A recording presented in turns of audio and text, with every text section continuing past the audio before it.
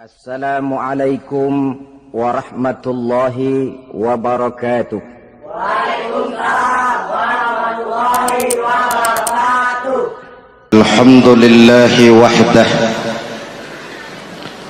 sadaqa wa'dah wa nasara abdah, wassalatu wassalamu ala man la nabiyya ba'dah, Sayyidina Muhammad ibn Abdullah wa ala alihi wa sahbihi wa mawalah, amma ba'du. Saudara-saudara kaum muslimin yang saya cintai, perjalanan waktu telah mengantarkan kita memasuki Ramadan. Kata orang, jauh berjalan banyak dilihat, dan pengalaman adalah guru yang paling bijaksana. Kalau ibadah Ramadan kita berhasil, maka kita yang malam ini pasti bukan kita sebulan yang lalu. Kita yang malam ini adalah kita yang telah ditempa, digojlok, digembleng oleh kawah candra di mukanya Ramadan. Dan setelah perjalanan panjang, perjuangan mengendalikan diri dan menahan nafsu, kita akan merayakan Idul Fitri. Apa yang harus kita laksanakan? Malam ini saya ingin sampaikan ayat 186 surah Al-Baqarah, di mana Allah menuntun kita. Pertama, walitukmilul iddata, hendaknya engkau sempurnakan jumlah bilangan hari puasamu. Puasa sebulan penuh, bisa 29, bisa 30 hari. Yang bisa ru'yat, punya persyaratan mampu ru'yat, silahkan ru'yat. Yang tidak mampu, ikut yang aman saja, dengerin pengumuman pemerintah, cari amannya saja. Sempurnakan jumlah bilangan hari puasamu. Sebab apa? Puasa itu macam-macam. Ada yang puasa model beduk, depan rapat, belakangnya kosong, cuman pembukaan. Ada juga yang pembukaan, pertengahan, dan penutupan. Ada juga yang penutupan saja, mau dapat Lailatul Qadar.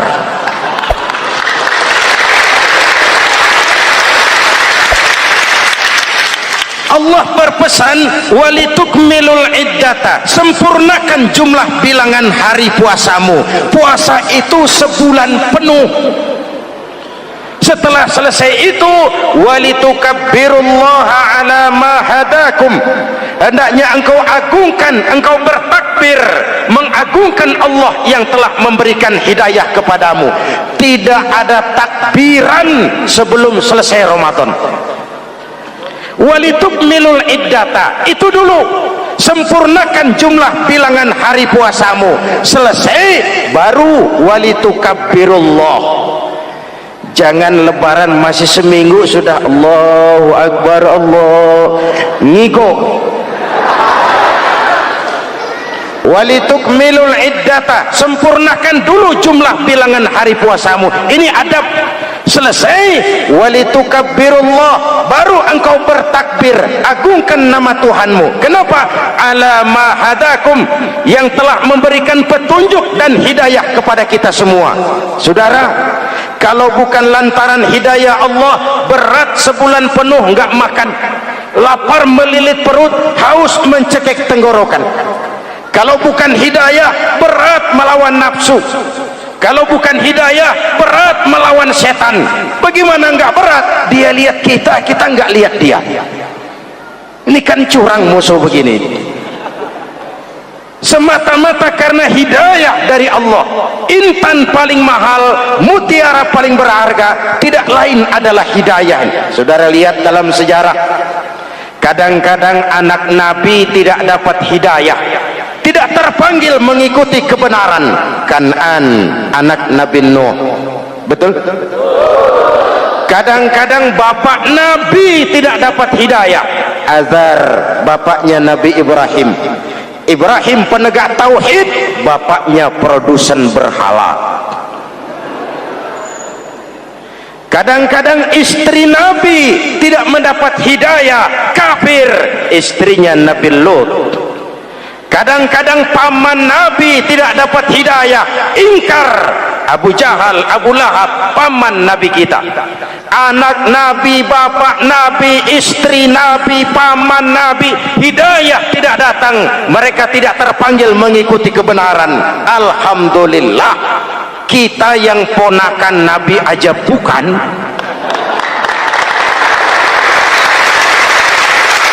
Kita diberikan hidayah. Dengan bekal hidayah itulah kita masuki nuansa Ramadan.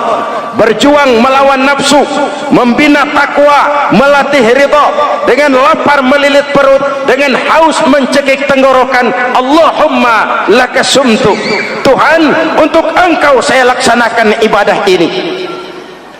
Oleh karena itu, jaga hidayah ini baik-baik, karena dia merupakan intan paling mahal, mutiara paling berharga dalam kehidupan kita. Diberikan kita kedudukan yang tinggi, alhamdulillah. Diberikan kita harta yang banyak, alhamdulillah. Tapi itu semua belum ada artinya ketimbang yang bernama hidayah. Maka hidayah inilah yang harus kita jaga baik-baik. Hidayah inilah yang harus kita pelihara. Kita bertakbir kepada Allah, mengagungkan nama Allah yang telah memberikan hidayah kepada kita. Kalau tidak lantaran hidayah, berat melaksanakan ibadah puasa sebulan suntuk. Dengan ibadah Ramadan, kita melakukan pemutihan vertikal. Orang yang keluar dari Ramadan dengan ibadah benar seperti bayi baru dilahirkan oleh ibunya, tidak punya dosa kepada Allah. Idul Fitri, kembali kepada fitrah. Tapi kan kita tidak cuma punya dosa vertikal, kita juga punya dosa horizontal. Kita tidak cuma berdosa kepada Allah, kita juga sering salah kepada sesama manusia. Betul? Inilah momen lebaran itu. Dosa kepada Allah, taubat langsung kepadanya, sonder calo. Dosa kepada sesama manusia, saling memaafkan. Sebab apa? Satu hadis meriwayatkan, selesai sholat id, sahabat mendengar Rasul mengucapkan amin sampai 3 kali. Amin, amin, amin. Heran sahabat, gak ada angin, gak ada hujan, amin 3 kali ya Rasul, ada apa? Kamu nggak tahu? Nggak tahu. Barusan selesai sholat, malaikat Jibril turun. Lalu, Muhammad, saya mau berdoa kepada Allah, mau kamu aminkan? Silakan Jibril, berdoalah, saya akan mengaminkan. Jibril berdoa, Rasulullah amin. Doanya 3 macam permohonan, Nabi 3 kali mengucapkan amin. Kalau malaikat Jibril yang doa, Nabi yang mengaminkan. Kalau bahasa Inggris, ilokan. Ilokan nih doa meleset. Apa iya? Ma iya? Apa doanya? Pertama, ya Allah, hari ini 1 Syawal, doa malaikat Jibril, saya mohon kepadamu, jangan engkau terima puasa dan ibadahnya anak yang durhaka kepada ibu bapaknya. Rasulullah mengucapkan amin. Jelas? Belum tentu memang setiap kita orang tua, tapi pasti setiap kita anak. Jikalau anak punya ibu dan bapak, seorang anak yang puasa Ramadan, tarawih malam hari, bayar zakat, tadarus Al-Quran, jikalau sudah durhaka kepada kedua orang tuanya, didoakan oleh malaikat Jibril, diaminkan oleh Nabi supaya puasa dan ibadahnya tidak diterima. Na'udzu. Maka selesai sholat Idul Fitri, tugas yang paling utama minta ridho ibu dan bapak. 1. Yang kedua, ya Allah,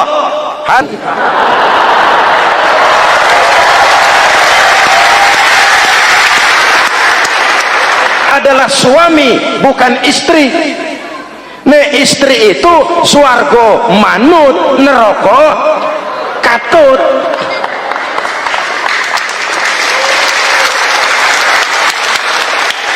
Yang ketiga, ya Allah, hari ini 1 Syawal, saya mohon kepadamu, jangan engkau terima puasa dan ibadahnya muslim yang tidak mau memaafkan sesama saudaranya muslim.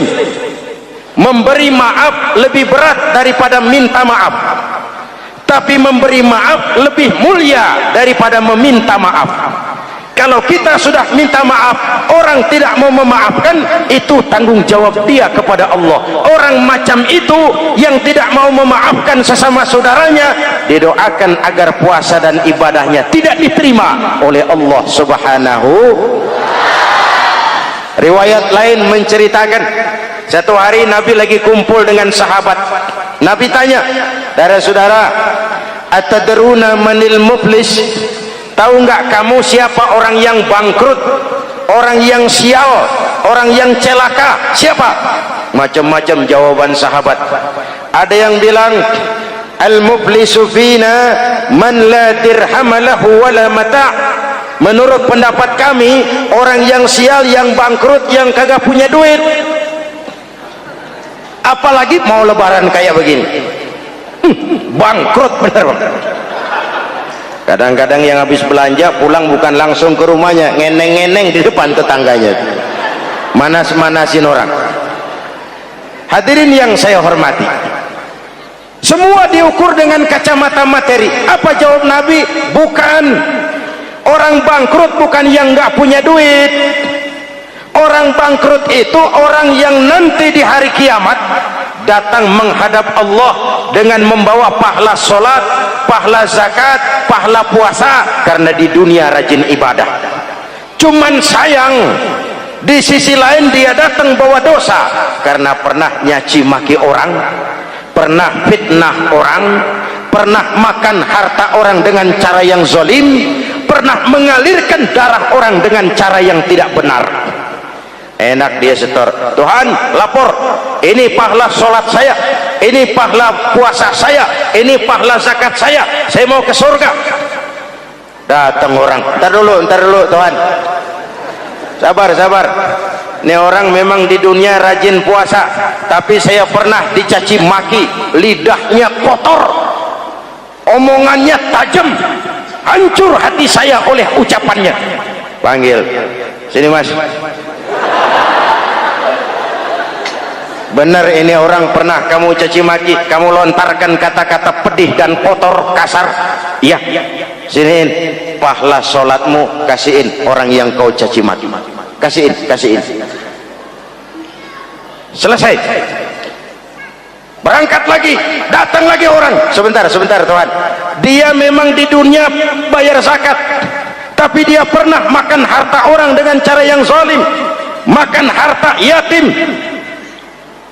Jadi pengurus yatim, yatimnya lapar, pengurusnya yang pada kenyang.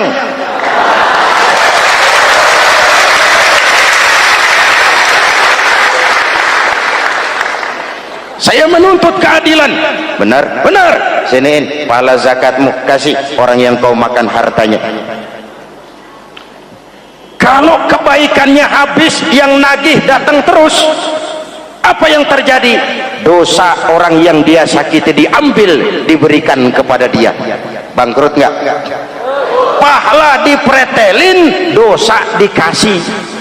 Modal boros, tagihan utang datang terus. Bangkrut bin bangpak alias sial dangkalan. Tahu sial dangkalan? Itu namanya udah jatuh ketiban ember. Jatuhnya sakit, ketiban embernya bonyok. Kita tidak ingin jadi manusia yang rugi dan bangkrut. Karena itu, jikalau ibadah Ramadan memperbaiki hubungan kita kepada Allah, maka Idul Fitri dengan silaturahmi lebarannya memperbaiki hubungan antar sesama manusia agar kita jangan termasuk golongan orang-orang yang bangkrut, karena cuma baik hubungannya kepada Allah tapi tidak baik hubungannya dengan sesama manusia. Ada orang yang pernah difitnah, ada orang yang pernah dicaci maki, ada orang yang pernah dijelek-jelekin, ada orang yang hartanya dia makan dengan cara yang zalim, ada orang yang dia alirkan darahnya dia bunuh tanpa alasan yang benar. Itu semua akan jadi bebannya di akhirat nanti. Kalau dia menyangkut hakul adami, hak-hak manusia, maka kita harus minta maaf kepada yang bersangkutan. Rasul mengajarkan, ma min muslimaini yaltaqiyani fayatasafahani illa ghafarallahu dzunubahuma. Apabila dua orang Islam bertemu lalu bersalam-salaman, Allah hapuskan dosa yang terjadi di antara kedua orang itu. Jadi baik hubungan kita kepada Allah, jalur hablum minallah, dan baik juga hubungan kita dengan sesama manusia, hablum minan nas. Keduanya ternyata saling berkaitan. Saudara hadirin yang saya cintai, dengan begitu kita berusaha memperbaiki hablum minallah dan sisi lain hablum minan nas, agar kita tidak menjadi orang yang bangkrut di akhirat nanti. Bapak Ibu, saudara-saudara kaum muslimin yang berbahagia, memanfaatkan momentum Idul Fitri dalam kondisi negara kita sekarang ini, Indonesia kita ini kan masih sakit, betul? Multi krisis. Mula-mula kita ini kena krisis moneter, rupiah anjlok, dolar naik ke langit, sampai pernah April 97 dolar mencapai 17 ribuan dari 2.500. Apa enggak kolab? Itu pasti bukan mainan rakyat kecil. Mereka yang dapat kredit BLBI rame-rame borong dolar.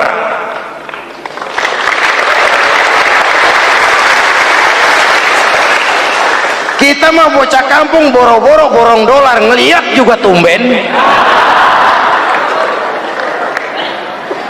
Akibat krisis moneter muncul yang lebih makro, krisis ekonomi. Perusahaan besar ambruk, konglomerat terpuruk, PHK di mana-mana, pengangguran meningkat, kriminal meningkat. Seiring dengan itu muncul yang lebih parah, krisis kepercayaan.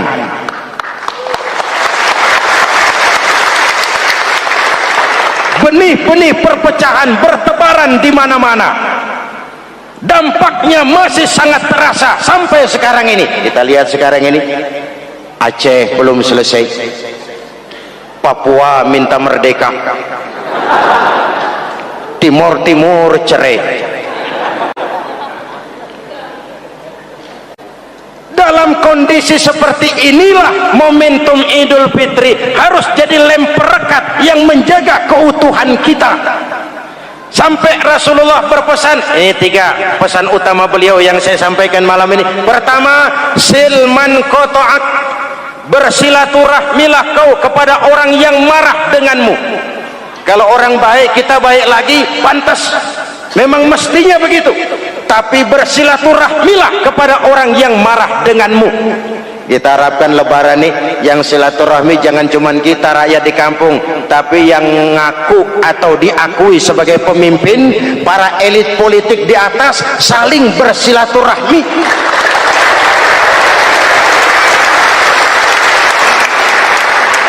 Kalau mereka rukun di atas, kita di bawah ngelihatnya enak, betul? Tidak ada orang akan di atas kalau tidak disokong dari bawah.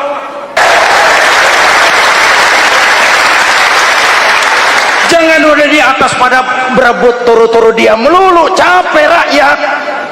Ada yang jadi anggota dewan cuman pengen petatang peteteng, cari prestise dan gengsi. Ada yang cuma jadi trompet kekuasaan, pokoknya apa kata kekuasaan akur, setuju. Kekuasaan bilang, saudara-saudara, bumi ini lonjong, lonjong. Lalu rakyat dapat apa dari wakil kayak begitu? Inilah momentum Idul Fitri. Mari kita manfaatkan silaturahmi, jangan mewarisi sifat dendam, karena dendam tidak akan menyelesaikan persoalan.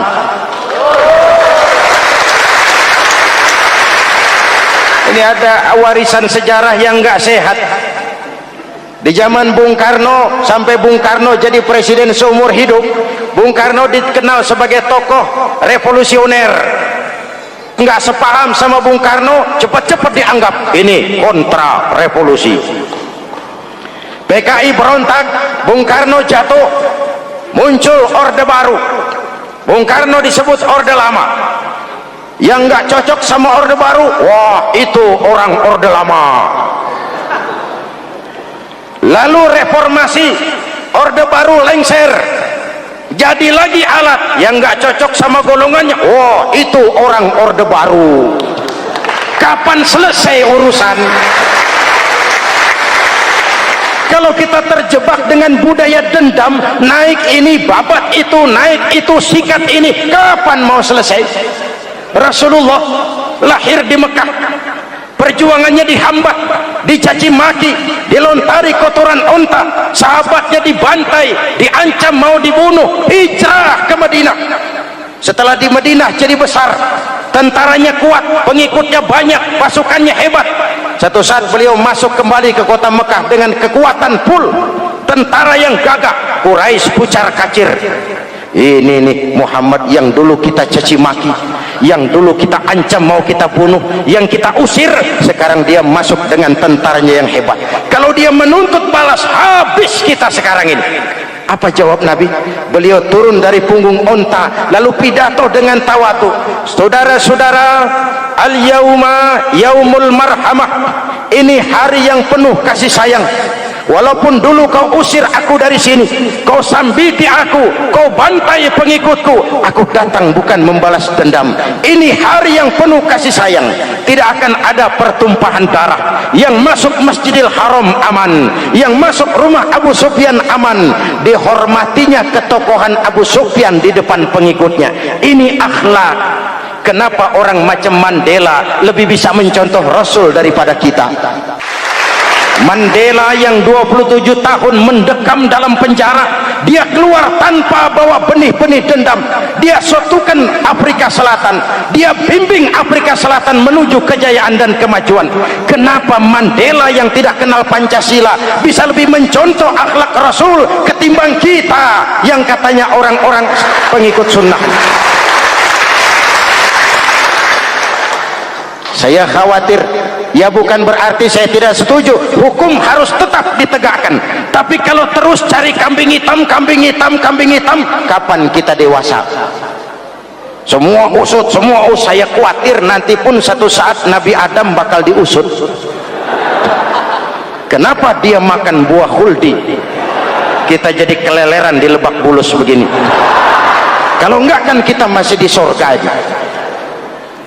Mari kita dewasa, mari introspeksi. Silman kotoak. Mudah-mudahan nanti lebaran kita pengen lihat nih, kalau yang di atas sudah pada satu, kita yang di bawah enak. Tapi kalau memang pada ribut juga, kita yang di bawah jangan ikut-ikutan, nonton aja, nonton. Giliran rame tepuk tangan. Oh, namanya elit susah ditebak. Nih hari dia berebut beda pendapat, ntar malam dia makan bareng. Kita di bawah udah kedongan ngasa golok, dan berapa urusan. Sekarang udah nggak zamannya ngerahin masa, sekarang adu argumen, biar rakyat tentukan mana yang lebih pantas. Hadirin yang saya hormati, silman kotoak, bersilaturahmilah kepada orang yang marah denganmu. Momentum Idul Fitri harus meredam keberingasan, harus mencuatkan semangat persatuan dan kesatuan. Udah capek kita diobok-obok. Yang kedua, wa'atiman haramak. Ini masalah kepedulian. Berikan orang yang bakhil kepadamu, sampai orang yang pelit pun kasih. Kepedulian. Banyak anak-anak yatim kita, janda-janda tua. Kalau yang muda sih nggak usah dipikirin, dewan penyantunnya udah banyak aja. Orang-orang jompo Mungkin baju kita sudah kurang berharga di lemari kita, tapi sangat berharga ketika kita berikan kepada orang lain. Berbagi rasa. Jangan ada yang lapar di samping yang senyum, jangan ada yang menangis di samping yang tertawa. Hadirin, yang ketiga, wa'fu amman zalamak. Maafkan orang yang berlaku zalim kepada dirimu. Maafkan orang yang berlaku zalim. Jangan mewarisi sifat dendam, karena Ramadan sudah melatih kita. Tidak akan menyelesaikan persoalan. Dengan semangat ini, maka persatuan, kesatuan, kerukunan dan kekompakan akan lebih mudah kita wujudkan. Kita ingin Indonesia esok lebih baik daripada sekarang ini. Amin. Dan tentu saja kita berharap banyak dari para pemimpin-pemimpin kita. Semoga lebih bersikap sebagai negarawan, bukan hanya sebagai politisi. Karena jujur saya ingin berkata, reformasi memang telah melahirkan politisi, tapi belum banyak melahirkan negarawan. Negarawan adalah orang yang ngayomi seluruh rakyat. Sekarang rakyat cuma di atas namakan, biar banyak banget. Kalau tidak mendukung dia, dianggap bukan rakyat. Biar dikit banget, kalau pendukungnya, itulah rakyat sejati. Ini pemimpin model apa kayak begini?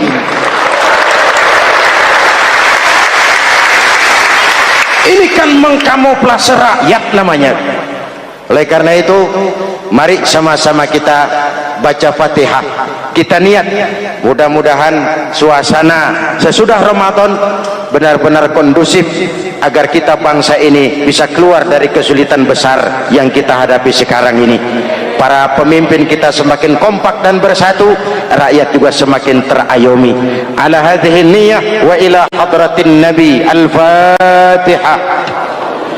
Bismillahirrahmanirrahim. Alhamdulillah rabbil alamin, arrahmanir rahim, maliki yaumiddin. Iyyaka na'budu wa iyyaka nasta'in. Ihdinas siratal mustaqim, siratal ladzina an'amta 'alaihim ghairil maghdubi 'alaihim waladdallin. Amin. Bismillahirrahmanirrahim. Amin. Alhamdulillah rabbil alamin. Allahumma salli ala sayyidina Muhammadin wa ala alihi wa sahbihi ajma'in. Rabbana taqabbal minna salatana wa siyamana wa qiyamana wa taqassu'ana wa ta'abbudana wa tammim taksirana ya arhamar rahimin. Allahumma ij'alna minas su'ada'il maqbulin wa la taj'alna minal ashqiya'il mardudin. Allahumma a'izzal islam wal muslimin wansur man nasara ad-din wakhzul man khazalal muslimin. Allahumma afdalu ma qultuhu ana wan nabiyyuna min qabli, la ilaha illallah.